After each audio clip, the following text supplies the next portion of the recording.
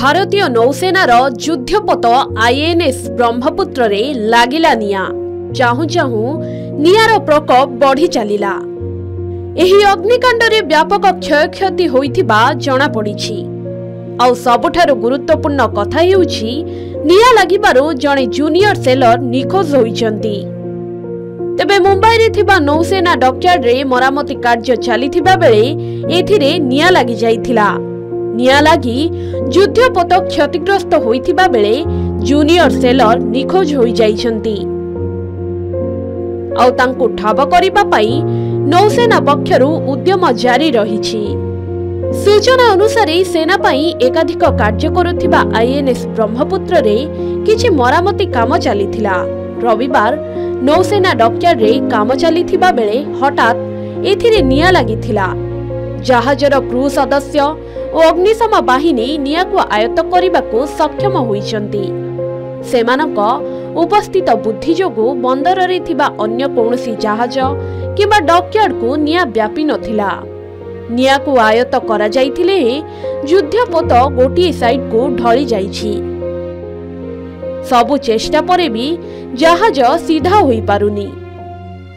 भीषण अग्निकांड रे जहाज रे अनेक क्षति होइछि। घटनार जांच पई नौसेना निर्देश देइछि। निया आयत्त हेबा परे जांच और अन्यान्य काम जारी रहिछि। निया आयत्त होई जाइथिले ए जाय जूनियर सेलर को पता मिली नाही। तांकु ठाब करिबा पई उद्यम जारी रहिछि। एपटे रक्षा मंत्री को क्षयक्षति विषय रे अवगत करिसंती नौसेना मुख्य।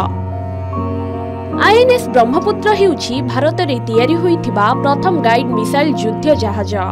ब्रह्मपुत्र जहाज रे 40 जन अधिकारी एवं 330 नाविकंक एक दल अछि। कुहा जाउछि जे एही जहाजर ओजन प्राय 5300 टन हेबा। एहार दैर्घ्य 125 मीटर एवं मोटेई 14.4 मीटर रहिछि। एही युद्ध जहाज मध्यम सीमा एवं विमान विरोधी बंदूक रे भरी रहिछि। एथिरे ग्राउंड टू ग्राउंड एवं भूपृष्ठ रु वायु को क्षेपणास्त्र छाड़िबा पई व्यवस्था रहिछि। एपरि कि एथिरे टार्पिडो लॉन्चर मध्य रहिछि। आईएनएस ब्रह्मपुत्र अनेक बड़ बड़ सामरिक अभियान रो एक अंश।